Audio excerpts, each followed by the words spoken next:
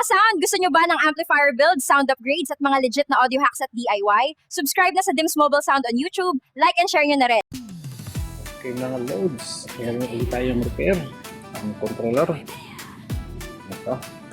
So wala siyang output na 220 papuntang kay Invt GD20 series mini vector control drive. So troubleshoot na natin. So ang nakita natin dyan ay ito, transistor maliit yan.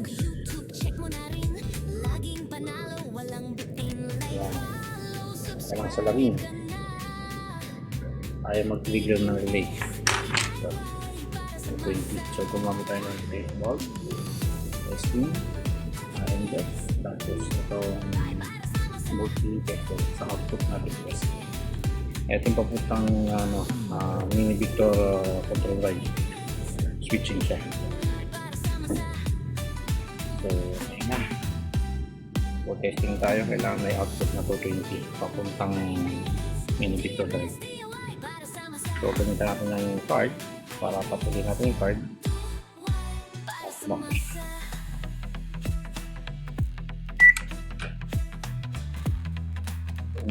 Okay, so tumatakbo na, trigger na yung relay, ayun, at meron siyang output.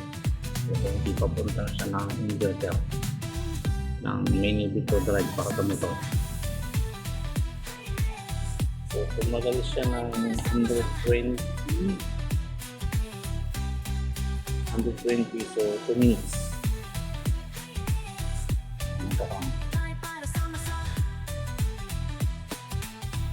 So normal na ating bulb.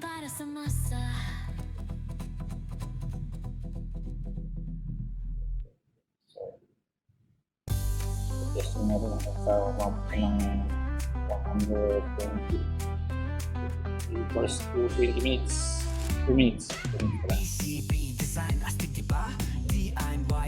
Hindi pa sound.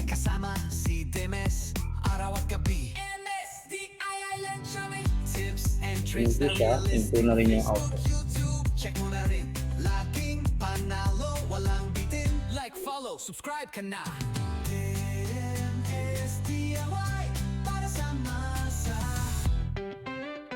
Ito yung nagdadrive din sa inverter. Mali ito pinaka-control tayo sa crane.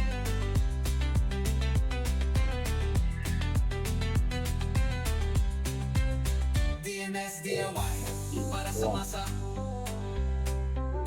DIY para sa masa. PCB design, astig ba? DIY build, let's do it right. Kasama si Dimes, araw at gabi. Tips and tricks na realistic. Facebook, YouTube, check mo na rin.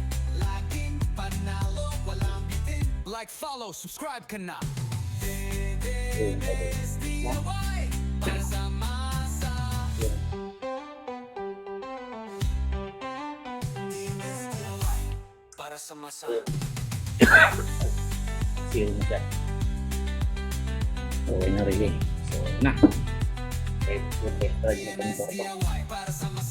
So mga lods,